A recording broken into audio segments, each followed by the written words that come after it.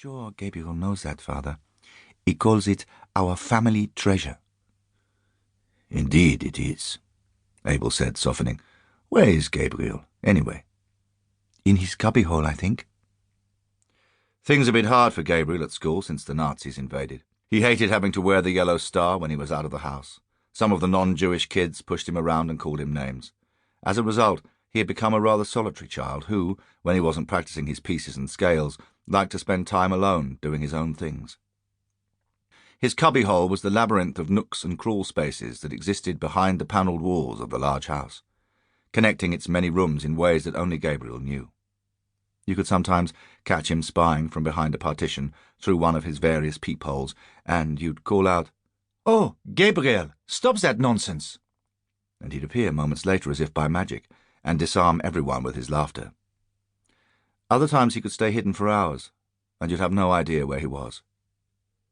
Like a tunnel rat, his father used to say jokingly.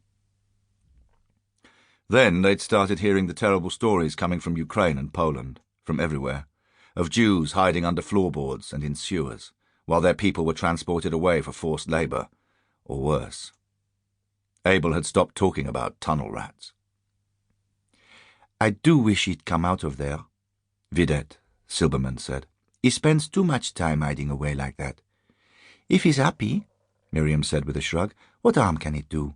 We all need a little bit of happiness in this terrible, cruel world. Vidette lowered her book and started going into one of her, in my day children would never have been allowed to do this or that diatribes, which they'd all heard 1,000 times before. Miriam's standard response was to humour her mother by ignoring her. She moved away from the piano and picked her violin up from its stand nearby. Her bow flowed like water over the strings, and the notes of the Bach piece sang out melodiously. That was when they heard the growl of approaching vehicles coming up to the house.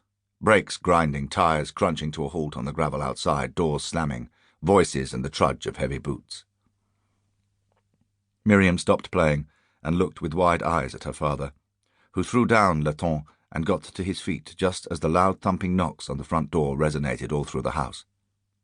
Vidette sat, as though paralysed in her chair. Miriam was the first to voice what they all knew already. Les Boches, they're here.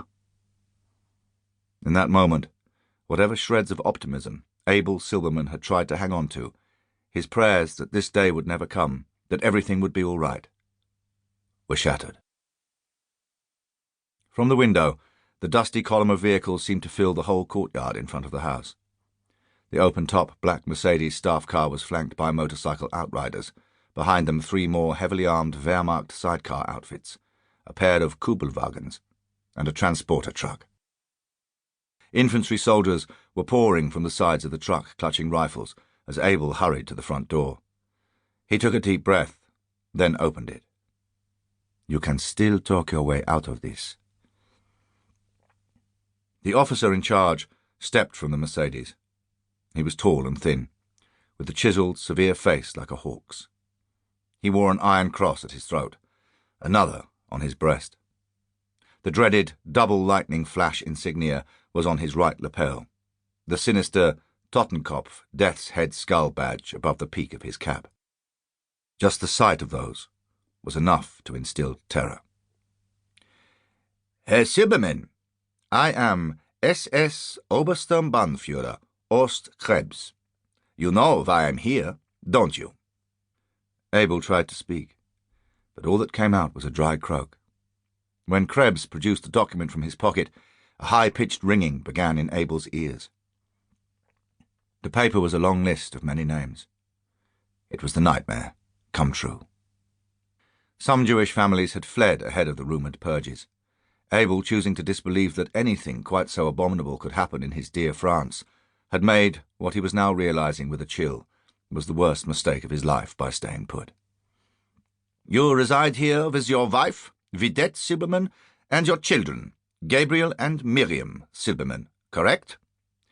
I have an order for your immediate deportation to the Drancy camp.